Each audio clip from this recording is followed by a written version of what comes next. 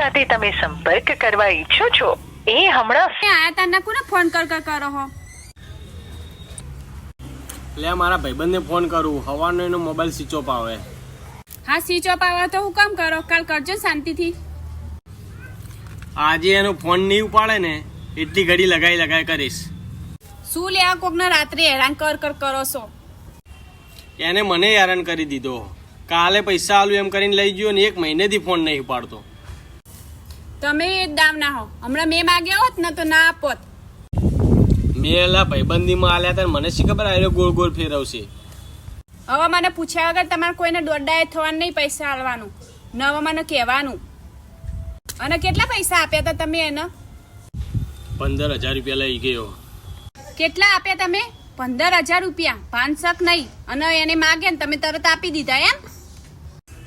મને એને એવું કીધું કે મારા ઘરે દવાખાનું અને કે પગાર આવે એટલે આપી દઈશ તને. મારા મનમાં કીર્યો આપી દેશે. એ રહ્યો ક્યાં રહેશે એ તમને ખબર છે? તો આપણે બંને એના ઘરે જઈએ આજે. ખબર હોત તો આટલા બધા ફોન કરે તેને, ડાયરેક્ટ એના ઘરે ના જત. હદ કરી નાખી છે તમે તો. હવે પૈસાનો વ્યવહાર રહ્યો ને મારા હાથમાં લઈ લેવો પડશે.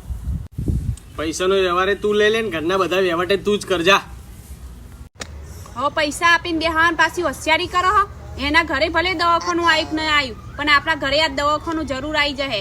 સોના ચૂપચાપ થઈ ને ફટાફટ હુઈ જો. સારું એડ હવે જઈને ઊંઘી જવા દે ને, કાયરી મનમાં હાલે ને એમ લાગે. અને તો આપણો વખત